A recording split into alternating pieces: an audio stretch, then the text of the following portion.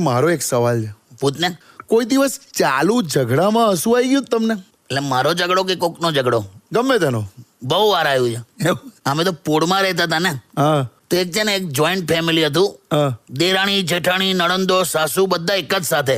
અચ્છા એકવાર કંઈક ઝઘડો થયો ને, તો આ બધી બહેનો હા ચાલુ ઝઘડામાં એકબીજાના ભૂતપૂર્વક આશિકોના નામ ગણાવવાનું શરૂ કર્યું. શું શું?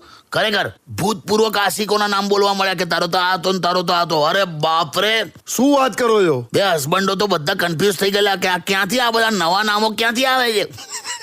બાપરે બાપ.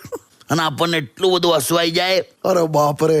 બીજું એક ફેમિલી હતું, હા 2 જ જણ હતા, હસબન્ડ અને વાઈફ 2 જ જણ. હા તોય વાઈફ મોટેથી પૂછે કે આ ટાઇલ્સ પર પાણી કોણે રેડ્યું, આ ફ્રીજમાંથી આઈસ્ક્રીમ કોણ ખાઈ ગયું, આ કબાટમાં કપડાં કોણે આડાવડા કર્યા. હાલા તમે 2 જ જણ છો તો કોણ હોય? બોલા ઉલા.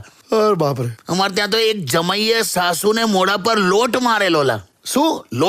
લોટ આ બાંધે ને રોટલી ને રોટલાનો લોટ અચ્છા લોટ મારેલો.